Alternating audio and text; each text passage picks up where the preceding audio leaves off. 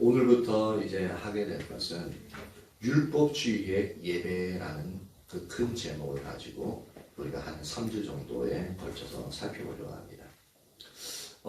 이 율법주의 예배 살펴보기 전에 율법주의에 대해서 먼저 살펴봐야 되는데, 이 율법주의는 이제 지금 저녁에 하는 십자가의 복음과 이게 겹쳐져 있어가지고 제가 일부러 그 부분을 건너뛰었어요. 건너뛰고 이제 율법주의 더 알아보려면 저녁에 지금 율법주의에 대해서 지금 정의에서부터 시작해가지고 율법주의 정의는 육신에 의지하는 삶에서 육신이 될 수 있는 요소들을 지금 오늘 하면은 저녁에 이제 율법주의에 대해서 그 정의에 대해서 다 이제 마치게끔 되어지는데, 그래서 그러면서 다음 주에 더욱더 깊이 이제 율법주의에 들어가게 될 거예요. 그래서 그 부분하고 겹치기 때문에 거기서 뛰어넘고 율법주의 예배에 관해서 우리가 살펴보려고 합니다. 하나님의 백성들이 거짓 신앙 체계에 빠지게 되면 우리 신앙의 전반에 대해서, 신앙의 모든 영역에 대해서 왜곡된 이해를 갖게 되어집니다. 따라서 그 신앙에 있어 왜곡된 이해를 가지고 있는 사람들이 예배를 드릴 때에는 그 예배에 대해서도 잘못된 이해를 가지고, 잘못된 생각을 가지고 예배를 드리게끔 되어집니다. 근데 물론 본인들은 그것이 잘못되어졌는지 전혀 깨닫지 못하죠. 그것은 뭐냐면 하나님 앞에서 분명히 잘못된 것들입니다. 그리고 그러한 이해, 거짓 신앙 체계의 그러한 이해에 기초한 예배는 하나님과 상관없는 예배가 되어집니다. 그럼 그것을 하나님은 어떻게 받아들이시냐면 하나님과 상관없는 타락한 예배가 되어진다는 겁니다. 우리는 아무리 정성을 다하고 성경에 우리 가르친 교리대로 순서대로 정통을 따라서 그렇게 우리 나름대로 거룩하게 드린다 할지라도 하나님과 상관없는 타락한 예배로 빠질 수 있음을 우리는 분명히 기억해야 합니다. 하나님 백성들이 거짓 신앙 체계에 빠져 이 율법주의적인 가치관을 가지고 있게 되어지면은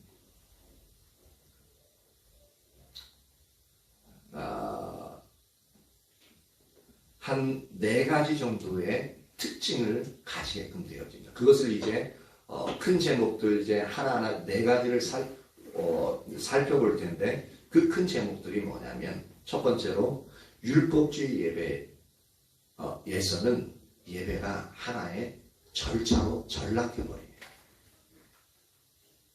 그러니까 율법주의적인 그 사고방식을, 그 가치관을 가지고 있으면 예배 자체가 하나의 절차로서만 그냥 전락해버려요.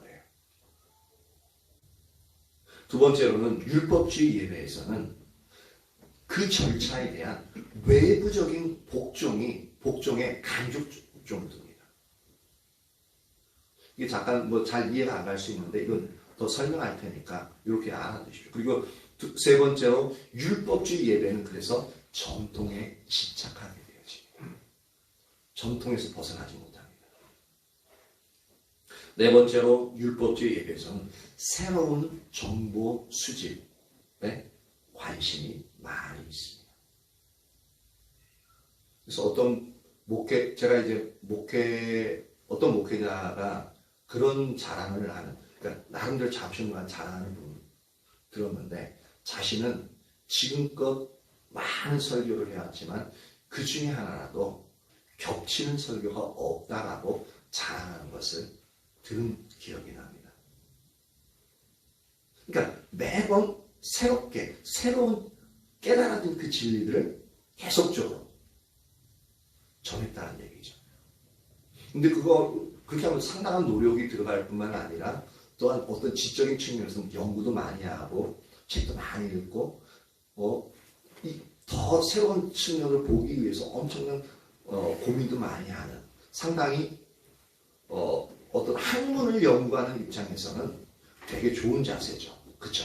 했던 소리, 저처럼 했던 소리 또 하고 또 하고 하는 것보다. 근데 처음에는 그런 얘기 들을 때, 와, 나는 얼마나 하면 저런 부분을 따라갈 수 있을까? 되게 동경의 대상이었어요.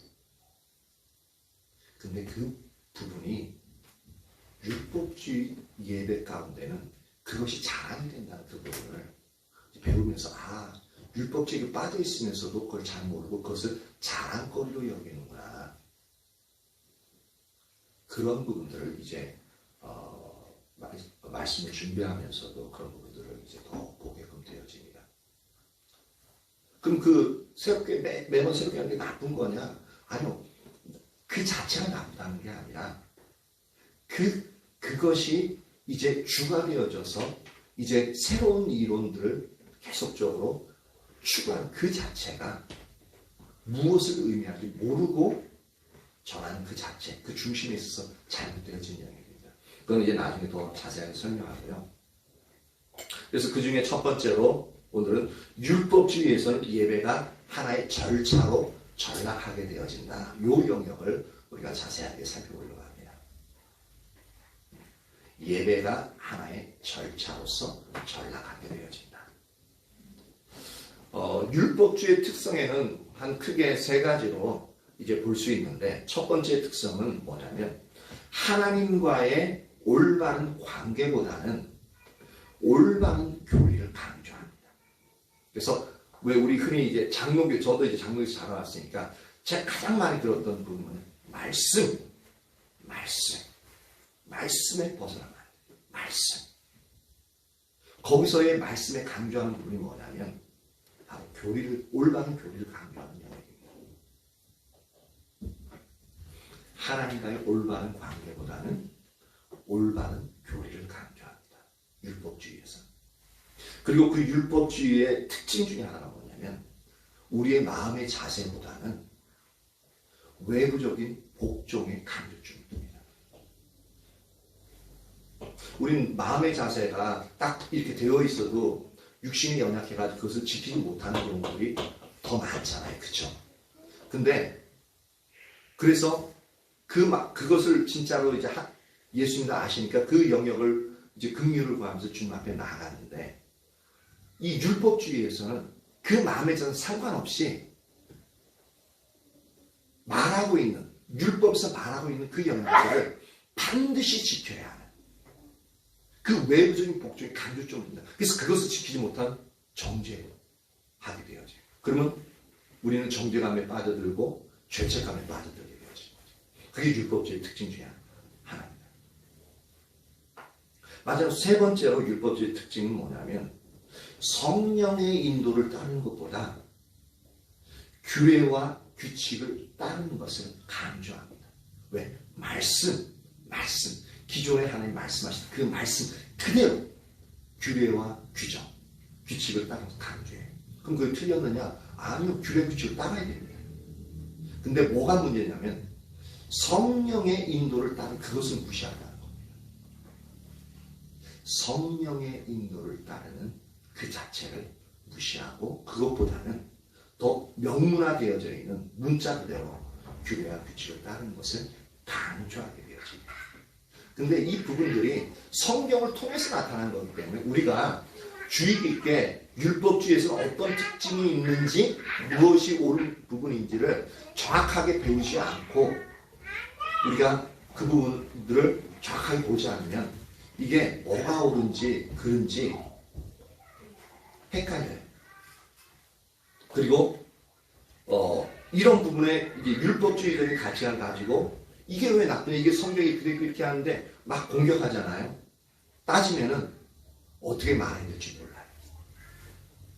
그만큼 이 율법주의적인 가치라는 이 특성과 우리가 추구해야 될 부분이 너무나도 비슷한데 살짝 달라요.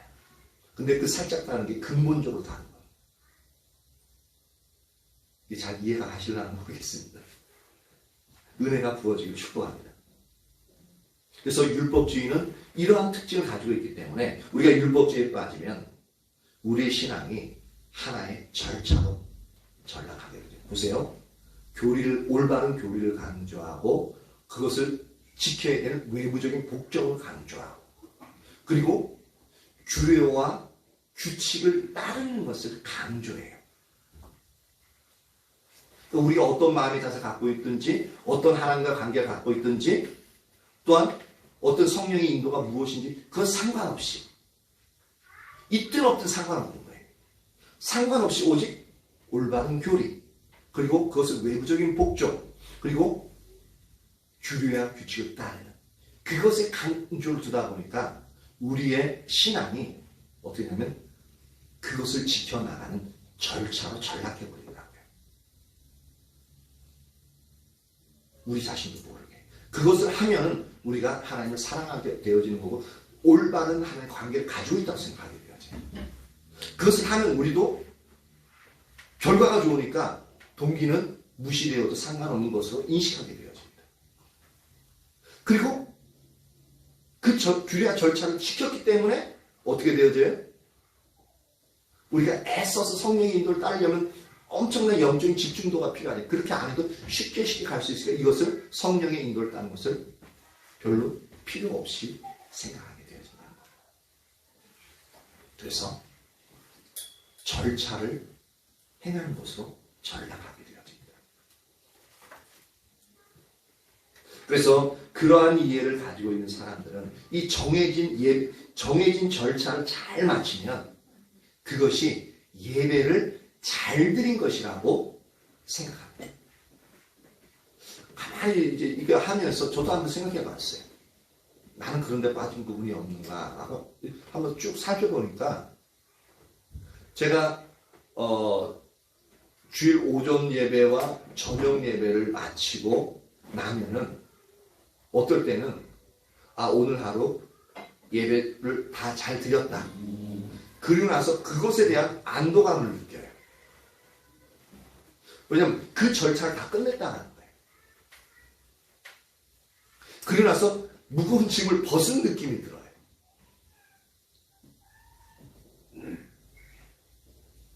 이게 저도 모르게 그런 율법주의 사고를 가지고 있더라고요. 오히려 예배가 어떤 겁니까? 예배는 하나님께 나가 하나님 만나는 거잖아요. 그럼 예배를 통해서 하나님 만났으면 그것이 이제 우리 실제 삶에서 이어져 가지고 더 내가 어떻게 하면 하나님 그 가운데서 더 나갈 수 있지 그런 고민하면서 내가 또 예배 가는 주님을 만났으니까 이걸 잃지 말아야지 그런 마음을 가지고 더욱더 집중하게 되어지면은 내가 예배를 다 드렸기 때문에 내 짐 벗어 그런 생각 전혀 안 하거든요. 그리고 말씀에서 이제 벗어난 영이 있으면 더 이렇게 해서는 안 되겠다고 더 마음을 다잡고 그리고 하나님 내게 주시는 그 달콤했던 그 은혜 있으면 그걸 놓치지 않기 위해서 더 이렇게 마음을 더 주님께 집중하려고 애쓰는 자리에 가 있어야 되는데 그것은 그 생각은 없고 끝났으니까 오늘 하루 잘했어. 그 자리에 가 있는 적이 되게 많더라고요. 이게 바로 뭐냐면 정확하게 율법주의적인 가치관이 제 속에 있는 거예요. 절차를 잘 마치면 예배를 잘 드린 것으로 인식합니다. 그러니까 여러분들도 지금 들으면서 내가 어떤 상태에 진짜 율법주의 이 가치관이 내 속에 얼마나 있는가를 한번 자세하게 꼼꼼하게 따져보시기 바랍니다. 그것이 많이 발견되면 발견될수록 나도 모르게 주님을 추구한다고 하지만 율법주의와 주님 추구가 섞여 있어가지고 하나님의 은혜를 하나님께 나가는 그 영역을 우리가 엄청나게 방해받고 있는 거예요. 그리고 이런 율법주의적인 가치관을 가지고 있는 자들이 드리는 예배에는 어떤 현상이 나타나냐면 이 예배에 있어 정해진 절차와 순서에 그것이 잘 되어지도록 하는 그 부분에 온갖 초점을 다 맞춥니다. 그래서 예배 시작할 때는 좀 땡 치면서 저하면서 묵도록 예배를 시작하도록 하겠습니다. 그리고 사도신경 하시면서 이 순서와 절차들 대표기도 그 다음 이제 찬양 한 곡하고 성가대 또 아니면 또 특송 그리고 나서 잠깐 기도하고 헌금 걷고 그 다음 이제 설교 몇 분 딱 깔끔하게 딱 20분 딱 마치고 그 다음 기도하고 1시간 딱 자면 딱 아주 깔끔하게 끝내는 그 순서와 절차 지켜나가는 거기에 온갖 초점을 맞춰요. 그러니까 우리나라에서 엄청나게 우리도 모르는 사이에 율법주의적인 예배 그 가치관에 쪄들어 있는 것을 근데 그것을 전혀 모르는 근데 그것이 아주 이 스마트한 예배고 또 올바른 예배고 귀한 예배라고만 생각합니다. 한번 이제 우리 은경자매님이 그렇게 이제 얘기하는 걸 들었는데 그 아르바이트였던 그 이제 거기에서 그렇게 얘기했대요. 거기 뭐 돼지찌개. 거기서 이제 그렇게 얘기했대요. 거기도 이제 사장님이 저기 이제 예수 믿는 분이니까 그래서 우리 교회는요 예배 2시간이나 드려요 그랬더니 그러니까 그 사장님이 딱 그렇게 얘기하더라고요. 뭐? 그 이단 아니야?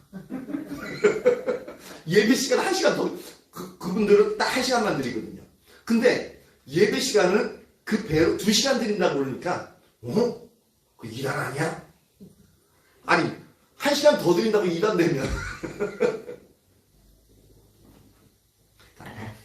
그 절차, 순서, 그 지키는 데에 온갖 초점이 있다. 거 벗어나면 이상한 거예요.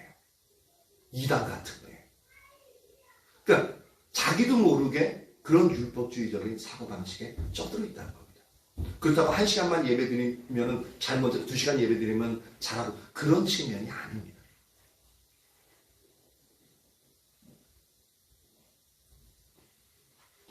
예배의 핵심은 하나님과의 만남이에요. 만남이 이루어지면 그것이 30분으로 끝날 때도 있고요. 1시간이 걸릴 수도 있고요. 2시간, 3시간 걸릴 수도 있습니다. 왜? 만남이 목적이니까. 그렇죠? 만남이 목적이에요. 예배의 핵심, 하나님과의 만남입니다.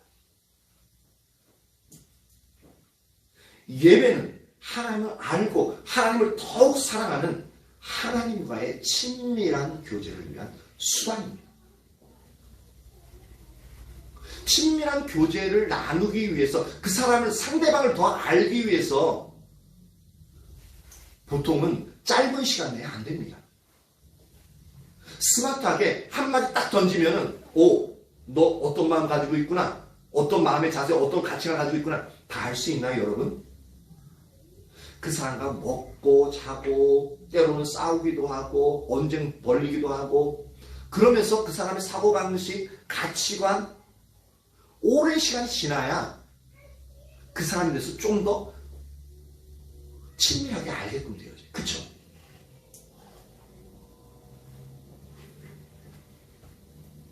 이건 짧은 시간에 안 되는 거예요.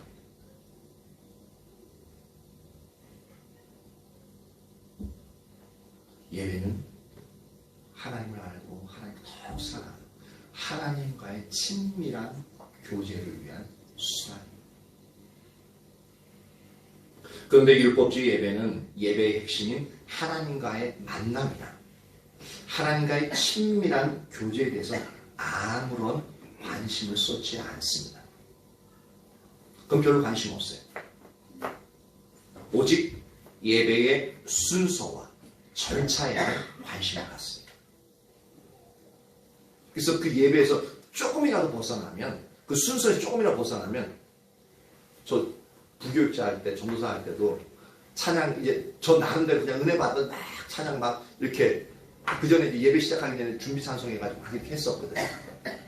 조금만 벗어나면 어떻게 하냐면 강대상에 딱 11시에 담임 목사님 딱 올라오셔가지고 좀 딱 벗어나잖아요. 왜냐면 우리가 지금 드리는 찬양 그 자체가 하나님에 대한 예배잖아요. 근데 그런 예배 개념이 우리가 없다 보니까 준비 찬양이라고 또 생각할 뿐만 아니라 그리고 이제 11시에 진짜 예배가 시작되는 거예요. 그러니까 시작되는데 제가 그 예배 시간을 침해하는 거예요. 그러니까 어떻게 담임 목사 입장에서 당연히 저지시켜야 돼요. 땡땡땡땡 쳐가지고. 그때는 그게 올바른 건 줄 알았어요. 그래가지고 내가 또 잘못했구나. 되게 미안하고 막 목사님한테 미안하고 성도들한테 미안해가지고 빨리 끝내고 이러고 들어갔어요.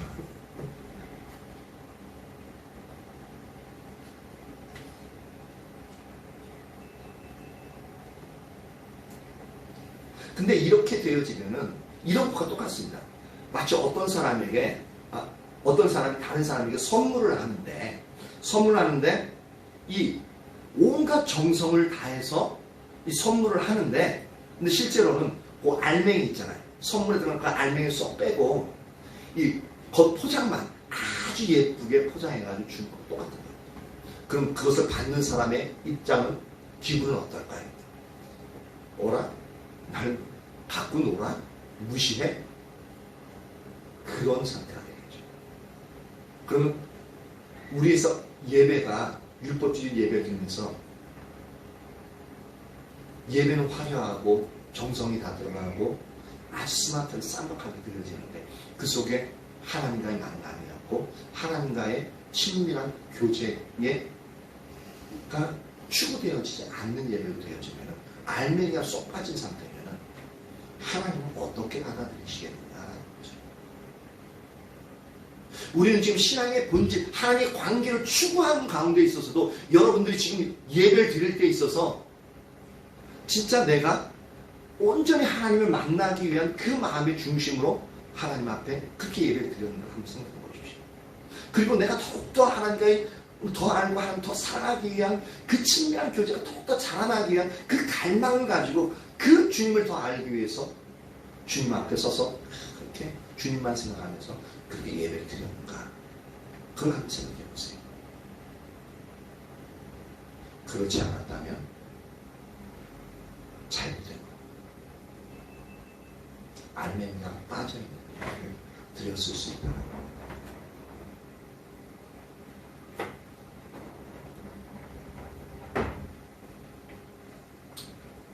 좀 극단적인 얘기긴 한데 제가 들은 바는 어떤 교회는 주일날 예배를 보통 이제 1시간반에 드리니까 일반적으로 다 그렇게 드리잖아요. 그렇죠? 그렇게 드리고 나서 요새는 이제 그래서 그리고 나서 점심 먹고 보통은 2시 반에 오후 예배를 또 드리잖아요. 오후 찬양 예배가 또 드리는데 그것을 더 한 단계 더 나가는 이제 부분이 어떤 영역이 있냐면은 오전 예배를 드리고 이제 이것저것 교회에서 점심 먹는 것도 이제 좀 힘들고 막 그러니까 어떻게 하냐면은 한 20분 내지 30분은 휴식 시간을 갖습니다. 그리고 나서 다시 저녁 예배를 그러니까 오후 예배를 드리는 거예요. 드리는데 어느 정도 드리냐면 아까 1시간 드렸으니까 좀 짧게 이제 40분 동안. 근데 실제로 이렇게 드리는 교회들이 있어요.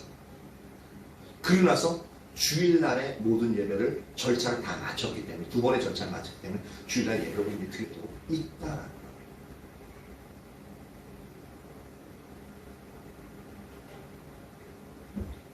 이건 지극히 타락한 율법주의 예배의 전형적인 모습입니다. 어떤 교회들은 얘기 들어보면은 가끔 가다가 지금 코로나 때문에 오후 예배 드리는 것이 이렇게 단절되어 있다고 해요. 그거 회복하는 것도 되게 힘들어하는 교회들이 되게 많아요.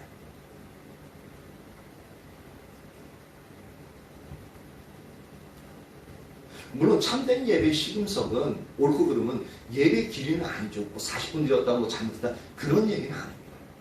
그런데 제가 말씀드리는 것은 뭐냐면 그렇게 예배를 드림으로 우리가 주일날 예배에 우리가 할 수 있는 의무를 다 했다고 생각하는 그 자체가 잘못됐다는 거죠.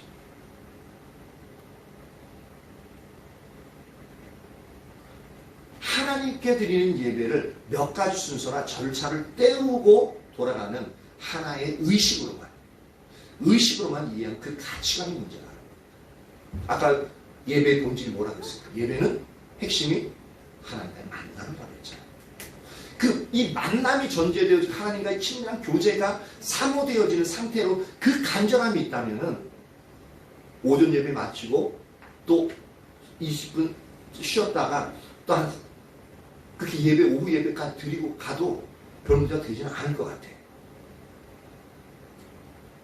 근데 그런 예배를 드리는 분들이, 그런 교회가 과연 얼마나 하나님과의 만남을 핵심이니까 예배에서 간절함을 가지고 그 예배를 드리고 그 다음 하나님의 친밀한 교제를 위해서 그렇게 시간을 단축하면서 그렇게 하겠느냐라는 거죠. 점심도 안 먹은 상태로 배도 고프겠죠. 그러니까 빨리 40분만 드리고 빨리 끝내는 거예요. 20분을 쉬었으니까 연속으로 2시간, 우리는 2시간 드리는데 연속 2시간 드리고 그러니까 1시간 드리고 20분 쉬고 40분에서 딱 그렇게 2시간이 되어지는 거죠.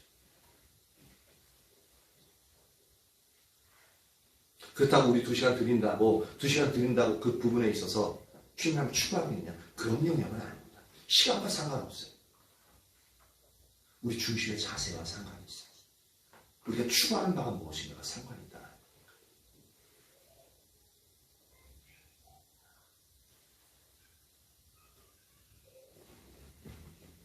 그래서 작은 첫 번째 이제 보면은 율법주의 예배에서는 하나님에 대한 사모함과 갈급함이 없어요. 다시요. 율법주의 예배에서는 하나님에 대한 사모함과 갈급함이 없습니다. 왜냐하면 율법주의 예배 자체가 그 초점이 하나님을 만나는 것이나 하나님과의 친밀한 교제에 있지 않기 때문에 하나님의 사모함이나 갈급함이 없는 건 당연하겠죠. 만약에 어떤 만남이 있어요. 모임에 가야 되는데 거기에 제가 가장 사모하는 이성이 와요. 그러면 어떻습니까? 그 모임에 가기를 되게 사모할 겁니다. 그렇죠? 내가 사모하는, 내가 진짜 결혼하고 싶은 그러한 이성이 너무나도 멋지고 너무나도 아름다운 이성이 그곳에 있어. 그럼 그 이성을 만날 수 있어. 그러면 어떻게 됩니까? 그 모임에 가기를 사모해야죠. 그리고 그 모임에 가서는 어떻게 합니까? 그 사람과의 어떻게 하든지 대화를 하길 원하고, 그래서 그 사람에게 내 자신을 각인시키길 원하고 더 가까이 되어지도록 하기 위해서 얼마나 애씁니까? 사모함과 갈급함이 있죠.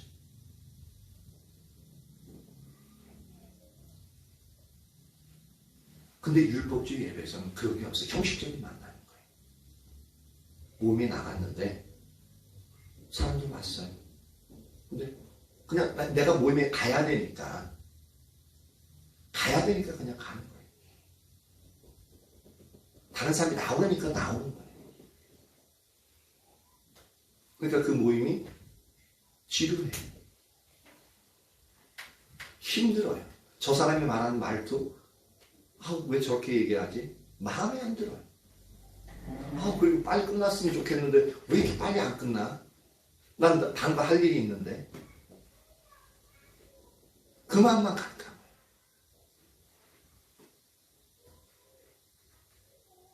하나님께 드리는 율법주의 예배가 그렇다는 얘기입니다. 우리의 평상시의 만남에서도 비교해보면 어떤 의미인지 더 선명하게 보여지죠.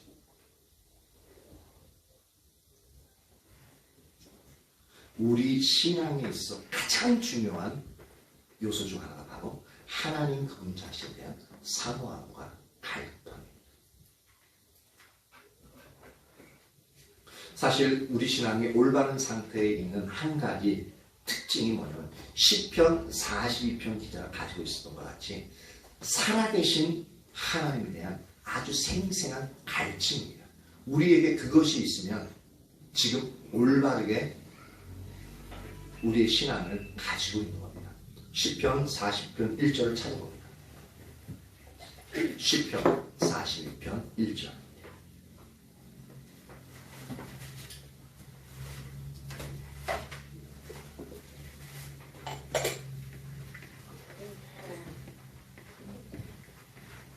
시편 42편 1절.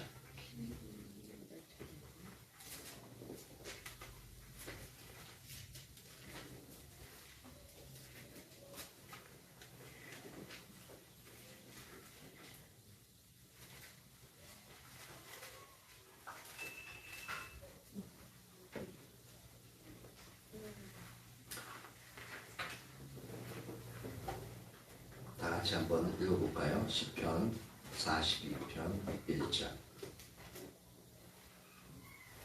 자, 시작.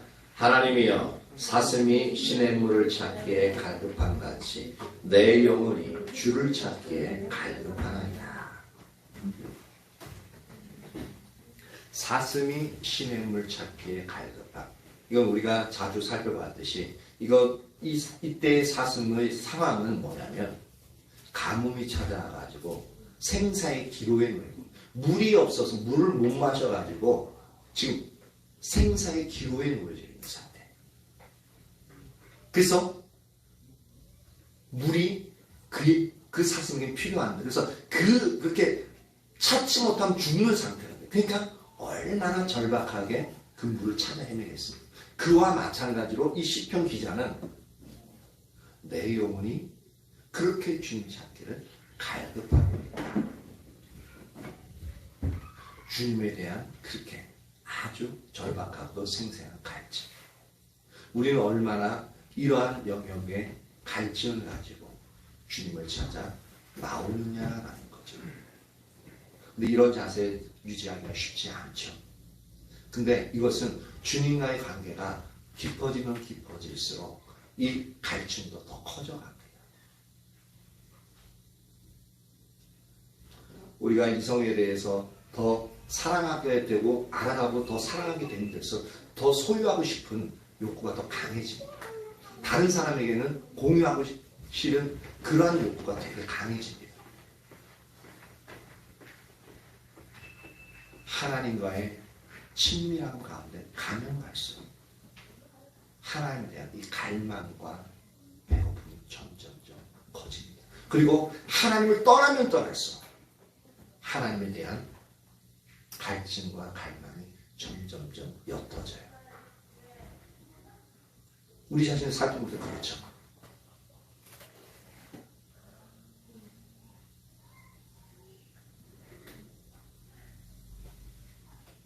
특히 하나님께 대한 이 목마름과 갈망은 우리의 예배에 있어서 가장 필수적인 요소 중에 하나가 되어집니다. 이게 있으면은 예배 시간이 얼마나 간절한지 몰라요. 그리고 그런 사람들은 반드시 다른 사람은 하나님을 못 만나도 그 사람만큼은 하나님을 만나게 되어집니다. 서로 예배 중에 내가 원하는 만큼 하나님의 임재하심과 하나님을 만나는 경험이 내가 못했다고 여긴다 할지라도 그 갈증과 갈망을 가지고 주님을 찾아 나오는 그 자세는 하나님이 너무 기뻐하시는 참된 예배를 드리는 그 모습이 되어집니다. 그러면 그 자세를 계속적으로 유지하게 되어지면 어느 순간에 하나님 만나게 되어지는 그러한 은혜가 반드시 부어집니다. 왜냐하면 그게 하나님의 약속이니까. 그래서 당장 느껴지지 않아도 느껴지지 않을 때 이것만 하나만 살펴보십시오. 내가 진짜 하나님을 갈망하는 그 마음이 내가 지금 현재 그것을 유지하고 있는가?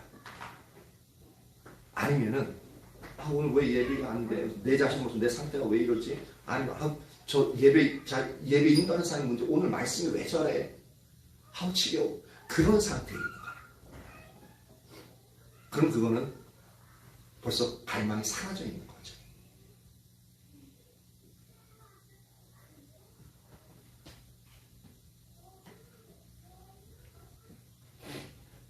근데 율법주의 예배에서는 바로 그 하나님에 대한 그 갈망이 없다는 거예요.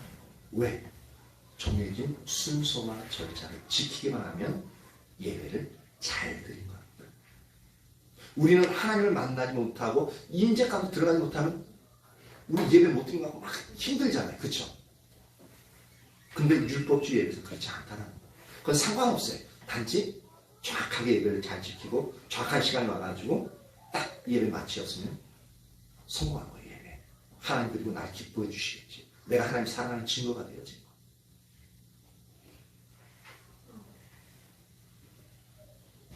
하나님 백성들이 거짓 신앙책인 율법주의에 빠지면 그래서 하나님에 대한 갈급함이 사라지고 그 자리를 무엇이 채우냐면은 요한계시록 3장에 나오는 라오디게아 교회가 가지고 있었던 것과 같이 그 자리를 안이람이 채우게 되어집니다. 안일함. 이 안일함은 하나님의 백성들이 율법주의에 빠진 것을 보여주는 전형적인 증거입니다. 잘 기억하십시오. 안일함. 이것은 율법주의에 빠진 증거다. 율법주의가 우리가 뭐라고 배웠습니까? 율법주의는 육신을 의지하여 하나님 앞에 서는 거라고 했죠. 이 육신을 다른 말로 하면은 뭐라고요? 행함으로 말미암는 의를 의지해서 주님 앞에 서는 겁니다. 이거 조금 더 쉽게 풀이하자면 이렇습니다. 예를 들자면 아이고 네가 이것을 했구나. 아이고 잘했어. 그러면 이 잘했다는 칭찬을 가지고 하나님 앞에 서려고 하는 겁니다. 그러니까 행함으로 내가 잘했잖아요. 그쵸? 했으니까. 행함으로 말미암는 의. 내가 그것으로 인해서 자부심을 갖는 칭찬을 받는. 그거 가지고 하나님 나 잘했죠라고 하나님께 서고자 하는 그게 바로 율법주의라는 겁니다.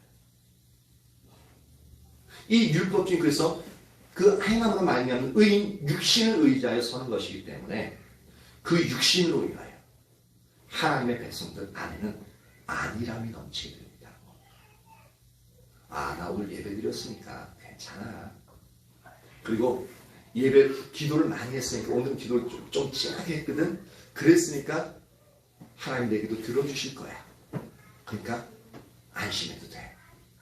라고 하는 우리의 이렇게 말은 안 하지만 우리의 마음속에 기도함으로 말미암아 안정감. 예배를 드리는 그 자체로 인해서 난 천국에 갈 수 있다는 그런 그 안심, 평안. 이 모든 것들이 우리에게 안일함으로 작용하는 겁니다. 이게 우리가 이 부분들을 잘 살펴봐야 돼요. 라오디게아 교회의 경우에는 세상의 불로 인해 가지고 그들 가운데 안일함이 가득했어요. 풍요로움이 그들을 안일하게 했다는 겁니다. 그런데 요한계시록 3장에 보면은 하나님의 관점에서는 라오디게아 교회를 보면서 어떠한 평가를 내리시냐면은 그들은 철저하게 눈멀고 가난하고 가련하고 벌거벗은 교회였음을 지적하고 있습니다. 그런데 그들 자신을 라오디게아 교회는 그들 스스로 어떤 고백을 하십니까? 나는 부자라. 부요하여 부족함이 없다. 이렇게 자신들을 평가했습니다. 그래서 모든 것이 괜찮은데 물론 그 지역에 있어서 산업이 발달했기 때문에 그래서 그 산업 때문에 상당히 엄청 풍요함을 누리고 있었어요. 오늘 아침에 잠깐 나오면서 지금 카타르에서 월드컵 열리고 있잖아요. 근데 그 기자가 나와가지고 카타르에 대해서 이제 얘기하는데 카타르가 이 세계적으로 GDP가 5위 안에 든다고 합니다. 5위. 근데 아시아권에서는 1위래요. 사우디보다 더 높아요. GDP가.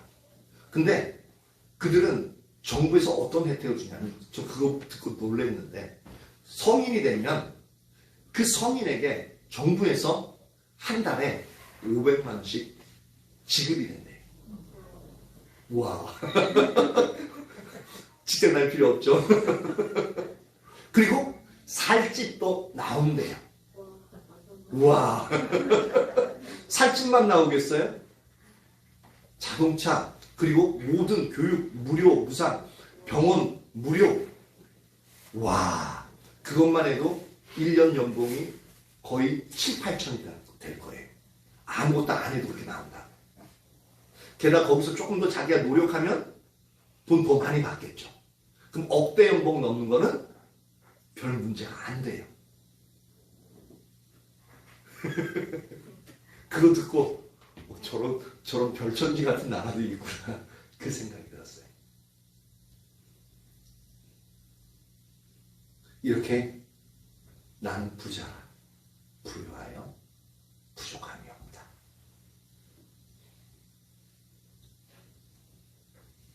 근데 하나님 뭐라고 그랬다고요? 철저하게 가난하고 가련하고 눈멀고 벌거벗은 교회였다.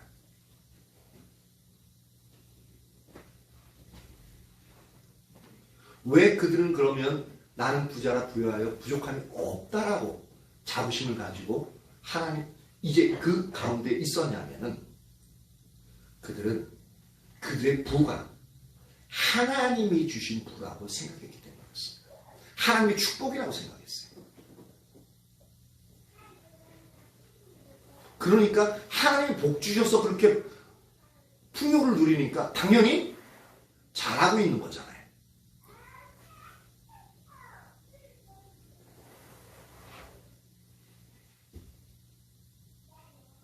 하지만 그들은 결국 육신, 즉 이 경우 육신을 의지하여서, 즉 이 경우에는 라오디게아 교회 같은 경우는 세상의 부를 의지하여 선 율법주의에 빠진 자들이었습니다.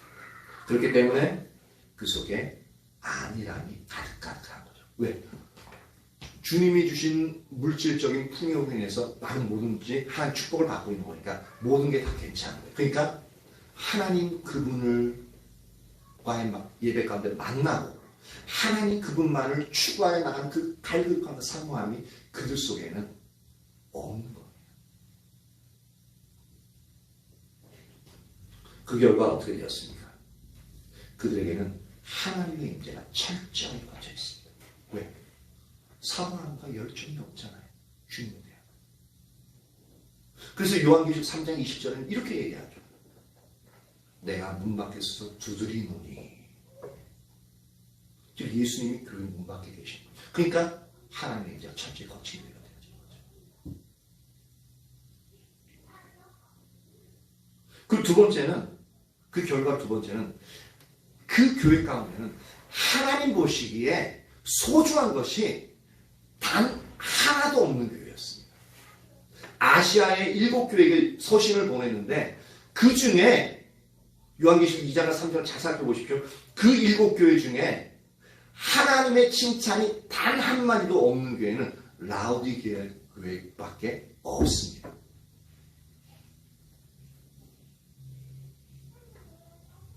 하나님의 임재가 철저히 거치게 되어지면 하나님 보시기에 귀중한 것이 다 사라져요. 그래서 하나님의 임재하심, 하나님이 함께 하심 얼마나 중요한 부분인지 우리가 인식할 수 있는 거죠. 근데 그 자리에서 돌이킨 거요. 엄청 힘듭니다. 그래서 그런지 보면은 이 라오디게아 교회에서 이제 그렇게 말씀하시면서 이긴 자에게 주시는 축복이 있어요. 성경을 잘 보십시오. 이긴 자에게는 어떠한 축복을 주냐면 그 중에 하나가 뭐냐면 나와 함께 보좌에 앉게 해주겠다는 표현을 씁니다. 통치자로서의 그 권세와 권위를 주시겠다고 말하고 있거든요. 그러니까 이 부분을 보면은 그만큼 그런 안일한 그 상태에서 온전히 다시 주님과의 친밀함을 회복하고 그래서 요한계시록 3장 10절에 누구든 내가 문 밖에서 두드리는 누구든지 내 음성을 듣고 문을 열면 내가 그로 들어가 그로 더불어 먹고 그는 나와 더불어 먹으리라. 그러면서 21절에 이기는 그에게는 이 표현을 씁니다. 그러니까 요거 하나님과의 임재, 하나님의 친밀한 관계가 회복되는 게 되게 힘든 거예요. 한번 그 안일함에 빠지면 거기서 벗어나서 하나님의 친밀한 관계에 그렇게 회복되는 게 되게 힘든다는 표현을 뭐라 하면 이기는 자에게는 주어지는 보상이 엄청난 겁니다. 주어지는 보상을 보니까 이게 얼마나 힘든 건지 알 수 있다고요. 왜냐하면 우리가 많은 노력을 함으로써 대가는 크잖아요. 그 대가, 이기는 자에게 주신 상이 엄청 큽니다. 그만큼 우리가 안일함을 얼마나 경계해야 되는지 우리가 이해할 수 있어야 돼요.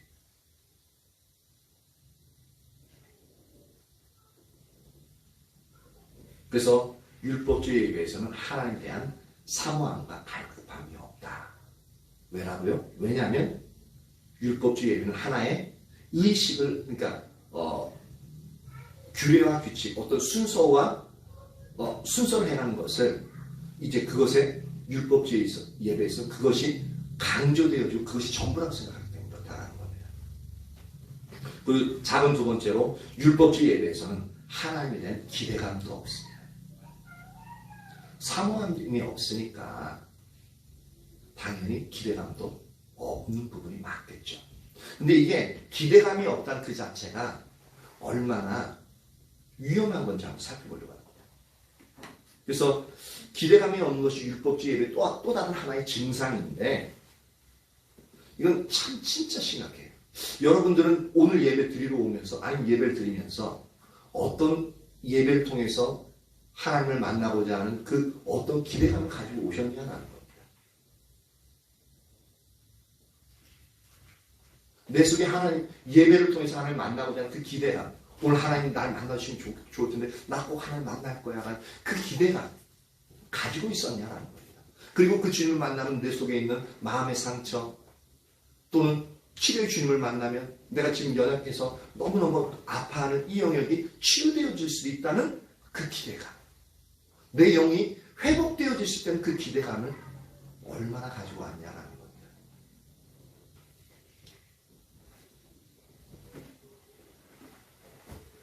아까 말씀드렸듯이 참다운 예배는 하나님과의 만남이라고 했습니다.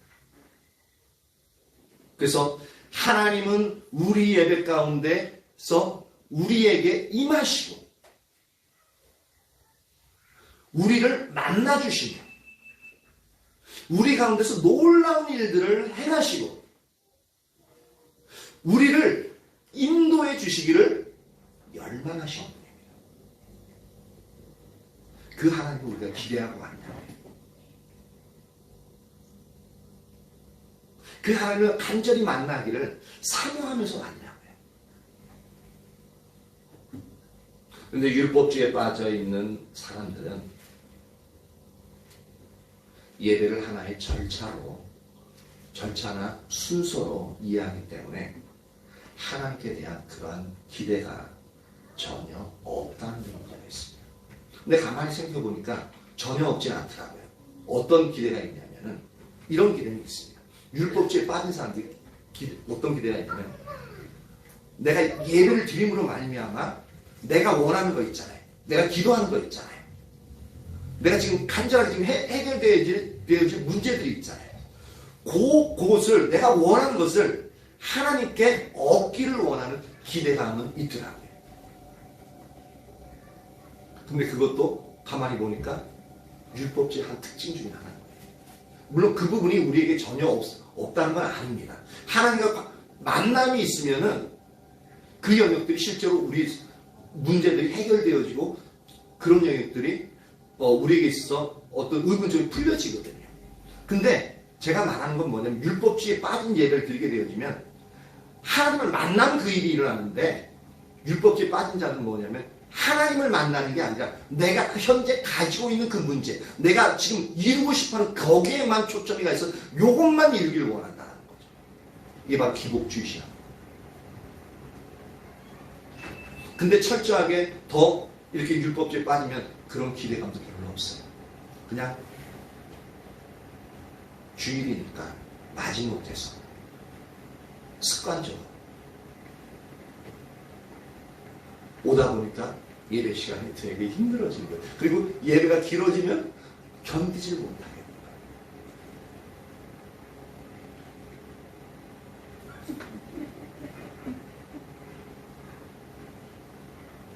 누가 찔리려고 그래. 막 묻고. 근데 그건 혼자 많은 거잖아.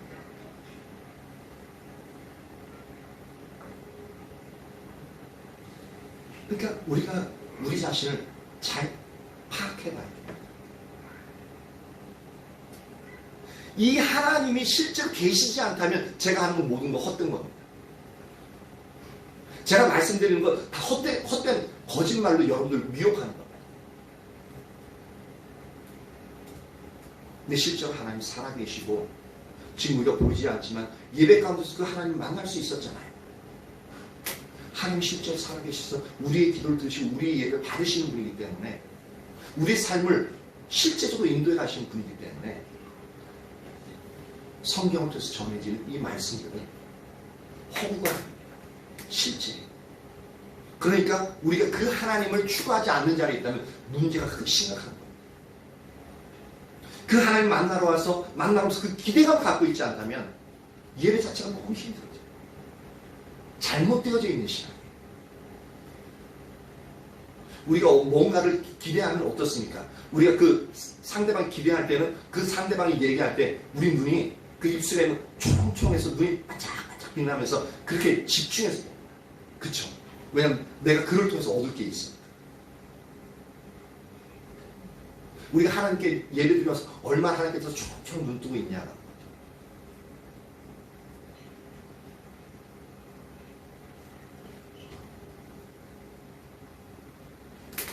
저도 이거 준비하면서 안 되는 모습도 너무 많이 보니까 괴로워요. 근데 봐야 돼요. 이건 우리 자신이 어떤 자리에 있는지. 그래야 고치죠. 그래서 R.T. 킨들 목사님은 이렇게 얘기합니다. 예배의 중차대한 요소 중 하나는 기대랍니다. 어떤 좋은 일이 일어나리라는 기대감. 교회 가면서 어떤 좋은 일이 일어날 것을 기대하지 않는 것보다 더 슬픈 일은 없다.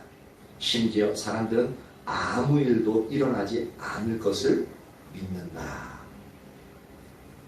여러분들은 어느 쪽입니까?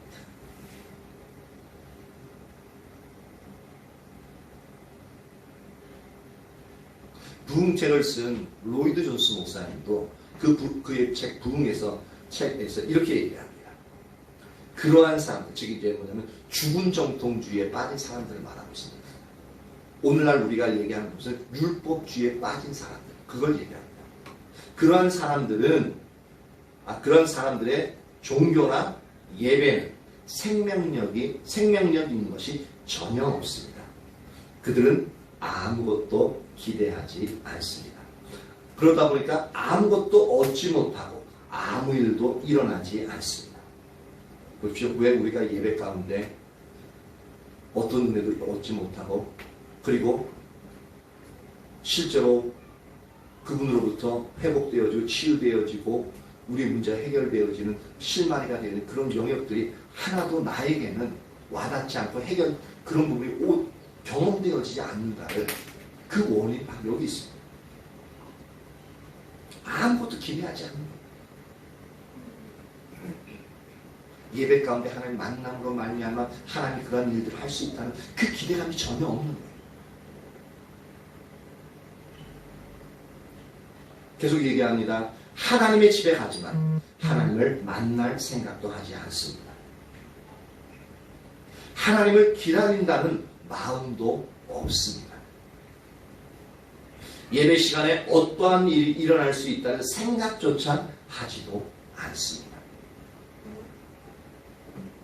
아니 우리는 주일 아침마다 언제나 그러한 일을 하고 있습니다. 그것이 관례가 되어 있습니다. 그것이 습관입니다. 그저 그렇게 하는 것이 옳은 일인 것처럼 생각합니다.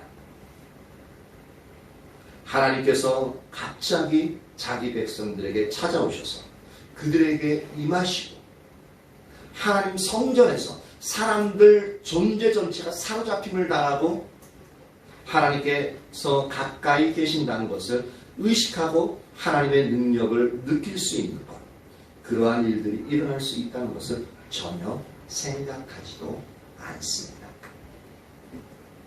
모든 것이 형식적이고 그저 모든 것이 잘 되어 간다는 식으로 자만에 빠진 모습입니다. 왜? 정확하게 예배는 잘 드리고 기도에 참석하고 성경 공부하고 그리고 나름대로 내가 원하는 물질적인 부도 내게 주어지고 그러니까 그냥 잘 되어져 가고 있다고 자만합니다. 이게 바로 아니라고. 가만히 생각해 보세요. 지금 교회 와가지고 여러분들이 간절하게 내가 지금 이제 물질적인 부분이나 아니면 경제적인 부분이나 내가 지금 해결될 문제들이 있어. 그거 이루어지도록 하기 위해서 그거 놓고 기도해가지고 그것이 이루어졌어요. 이루어지고 지금 현재 염려가 없고 물질적인 어느 정도 내가 쓸 수 있는 이제 풍요가 있고 그러면은 이것으로 해서 내가 난 잘 편안하고 오직 하나님이 이제 예배 가운데 만나고 되는 그 간절함. 왜 문제가 해결됐으니까 간절함이 사라진 거죠. 그렇죠? 문제가 있으면 그 문제 때문에 간절함이 있는데 문제가 사라지니까 어떻게 되어져요? 내가 원하는 걸 성취하게 되니까 어떻게 되어져요? 그냥 예배 드리고 오는 거예요. 왜냐하면 내가 간구할 수 있는 간구의 대상이 사라졌잖아요. 그리고 지금 하나님 내 기도에 응답하셔서 내가 이제 평안하고 잘 가고 있으니까 나는 복 받은 거니까 그냥 난 신앙생활 잘하고 있다. 어려움 없이 잘하고 있다. 그렇게 여기겠죠. 근데 뭘 놓치고 있어요? 예배 가운데 하나님에 대한 기대감, 예배 가운데 하나님 그분을 만나고자 하는 열망과 사모함과 간절함이 전혀 없는 거죠. 이게 바로 율법주의 예배에 빠진 자들의 특징이죠. 그러니까 순서가 잘못된 거죠. 율법주의에 빠지게 되어지면 참다운 신앙은 하나님과 관계에 초점이 있습니다. 근데 율법주의에 빠지면은 하나님의 관계가 초점이 있는 게 아니라 내가 원하는 것에 초점이 있어요. 내가 원하는 것. 그리고 내가 원하는 것을 얻으면 하나님 감사합니다. 영광 돌려요. 그래서 모든 게 다 만족해. 그게 거짓 신앙자에 빠진 율법주의에 빠진 전형적인 모습입니다. 근데 가만히 생각해보세요. 우리의 일반적인 신앙생활이 그런 식으로 하고 있어요.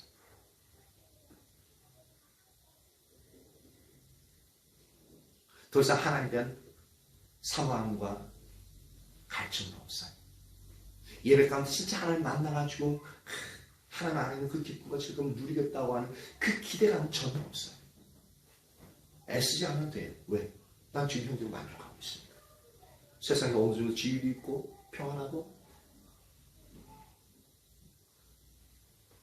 여러분들이 원하는 것들 다 되어졌을 때 여러분은 과연 하나님을 그렇게 간절하게 추구하는 자에 있겠느냐라는 겁니다.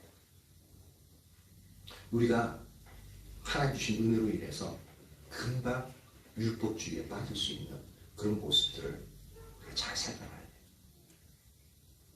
그러니까 추구점이 오직 하나님과의 만남.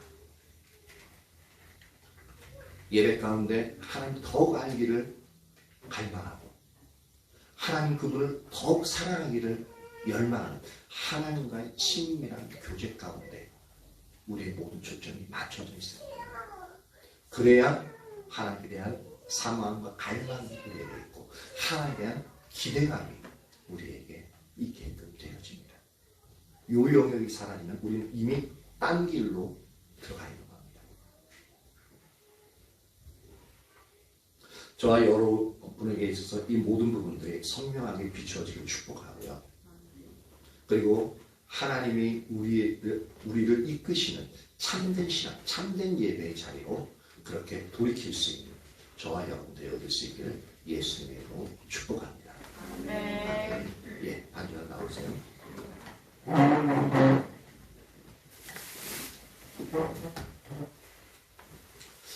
211장 그렇게 추가곡 211장 찬양해 주세요.